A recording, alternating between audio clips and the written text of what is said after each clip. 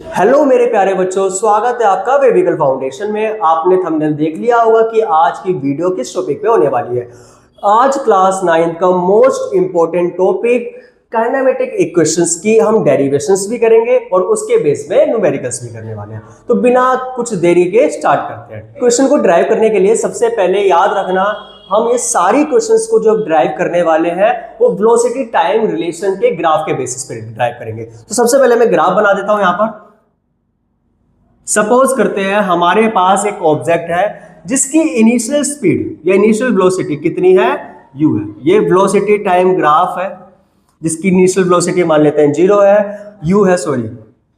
और इसके बेसिस पे ऑब्जेक्ट जो है वो यूनिफॉर्मली एक्सिलरेट कर रहा है और फाइनली कुछ टाइम बाद, कितने टाइम बाद, t टाइम बाद इसकी जो वेलोसिटी हो जाती है वो कितनी हो जाती है, v हो जाती है। ठीक है, तो सबसे पहले हम बात करते हैं यहां पर पहली इक्वेशंस की, जिसको हम कहते हैं वेलोसिटी टाइम रिलेशंस।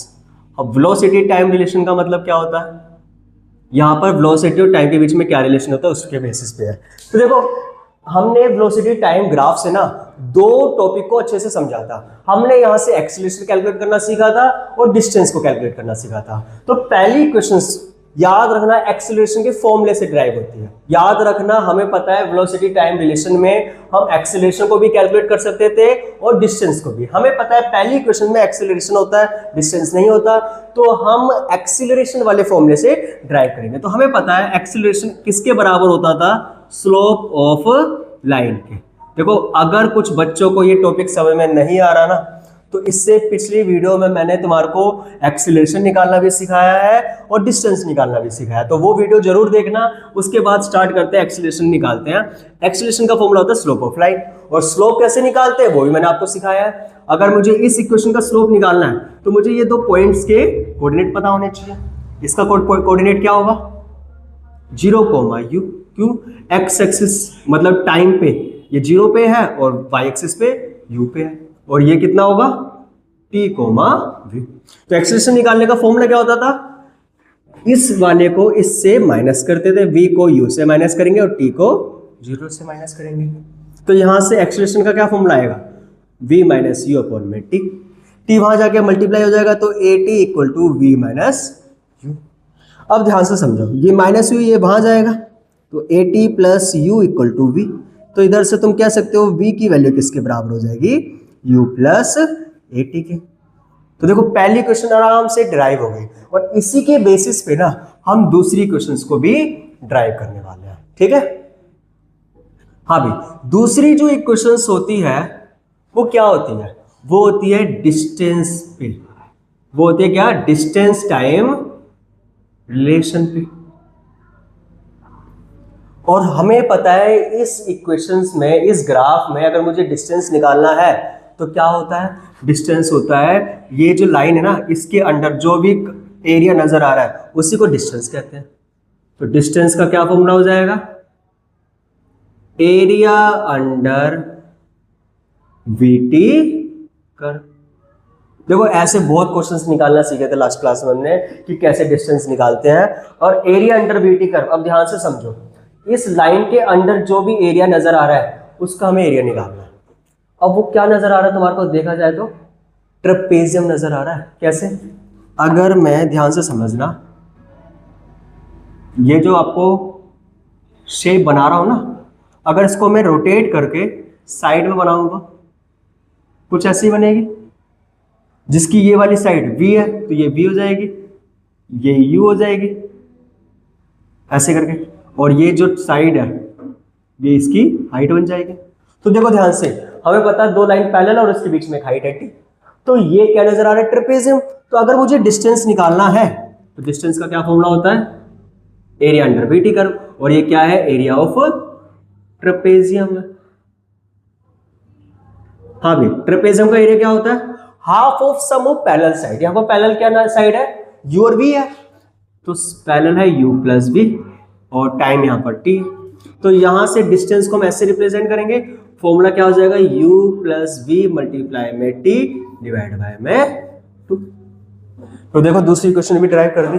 अब इसी से ना हम तीसरी क्वेश्चन मतलब s equal to u t plus half a t square derive करने वाले हैं। अगर तुम्हारे को याद है ना, जो थर्ड इक्वेशन होती है s equal to u t plus half a t square, हमें पता है उसमें v नहीं आता, और पहली क्वेश्चन में हमने v का फॉर्मूला निकाला है, v is equal to u plus a t होता है। तो ध्यान रखो इस इक्वेशन को मैं मान लेता हूँ 2, और वो पहली इक्वेशन क्या आती है फर्स्ट। नाउ हमें पता है s का फॉर्मूला है u प्लस वी अपॉन में 2t। अब इसमें ना पुट करते हैं वैल्यू ऑफ v। अब वो v की वैल्यू क्या थी, v is equal to u plus a t था। जैसे इसमें पुट करेंगे तो यहां पर s का फॉर्मूला क्या हो जाएगा, u प्लस v की जगह क्या लिखेंगे, u plus a T upon में 2, और साइड में t भी था, u मल्टीप्लाई में t, ut हो जाएगा plus u plus a T divide multiply में t हो जाएगा, और ये पूरा का पूरा भी 2 पे है। अब ध्यान से देखो, ये ut plus a t square है, और ये क्या है 2। यहां से अगर हम ऐसे निकालते हैं ut 2ut प्लस का ए टी स्क्वायर अपॉन में 2 आ जाएगा।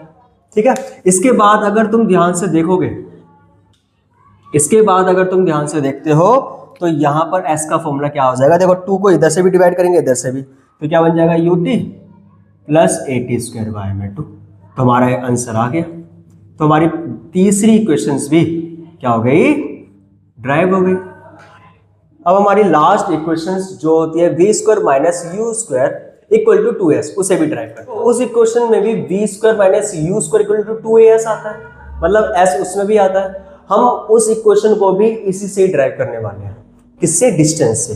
तो हमें फाइनल हमें पता था कि s का फॉर्मूला किसके बराबर होता है, u प्लस वी वाई में 2 मल्टीप्लाई में t होता है। ये हमने सेकंड इक्वेशन में समझा था। इसी इक्वेशन से अब ध्यान से समझो, लास्ट इक्वेशन क्या होती है, अगर मैं तुम्हारे को पहले लिख दूं तो v square minus u square equal to 2as। इसमें v आ रहा है, ठीक है, u भी आ रहा है, s भी आ रहा है, t आ रहा है, इधर नहीं आ रहा। हम क्या करेंगे, हम यहाँ पर t की वैल्यू पुट करेंगे। कैसे करेंगे, देखो हमें पता है v equal to u plus a t होता है, यहां से t की वैल्यू क्या हो जाएगी, v u वहां जाएगा, v माइनस यू अपॉन में a हो जाएगी। अब यही वैल्यू को हम पुट करते हैं, तो पुटिंग वैल्यू ऑफ t, इस इक्वेशन को मान लेता हूं क्या 3 इन इक्वेशन 3। अब ध्यान से देखो, u प्लस वी अपॉन में 2 है, यहां t की जगह क्या आ जाएगा, v माइनस यू अपॉन में a। अब ये u प्लस वी है ना, इसको हम v प्लस यू भी लिख सकते हैं भाई। क्यों लिखा, अभी 2 मिनट के अंदर समझ में आ जाएगा।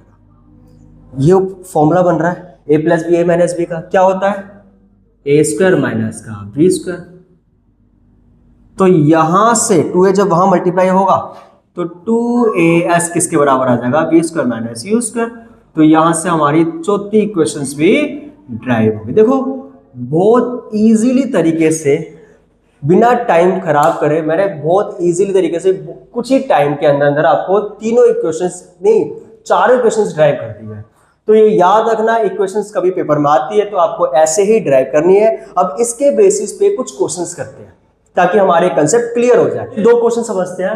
पहला क्वेश्चन क्या कहता है, एक स्कूटर है जो स्टार्ट होता है रेस्ट से।